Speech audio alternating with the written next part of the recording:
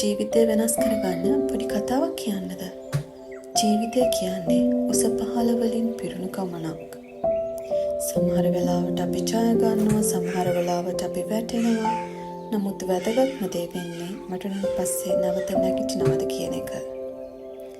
අසාර්ථක වීම කියන්නේ පරාජයක් නෙමෙයි. ඒක අපිට ඉගෙන ගන්න ලැබෙන අවස්ථාවක්. ඒ නිසා අසාර්ථක වීමට බය වෙන්න එපා. ඒකෙන් පාඩම් ගන්න. නැවත උත්සාහ කරන්න. ඔබට සාර්ථක වෙන්න නම් ඔබ ගැන විශ්වාස කරන්න. වෙන කවුරුත් විශ්වාස නොකළත් ඔබව විශ්වාස කරන්න. ඒ විශ්වාසය ඔබව ඉදිරියට ගෙන යයි. ඊළඟට පැහැදිලි ඉලක්කයක් තබා ගන්න. ඔබ කොහෙද යන්නේ කියලා දන්නා විට ඒකට යන මාර්ගය හොයාගන්න ඔබට පහසු වෙනවා. පොඩි පියවර වලින් නවත්තන්නේ නැතුව ඉදිරියට යන්න. ජීවිතේදී බාධා එනවා. නමුත් බාධා කියන්නේ ඔබව නවත්වන්න නෙමෙයි. ශක්තිමත් කරන්න. ඒවා පිළිගෙන ඒවා මත ඉදිරියට යන්න.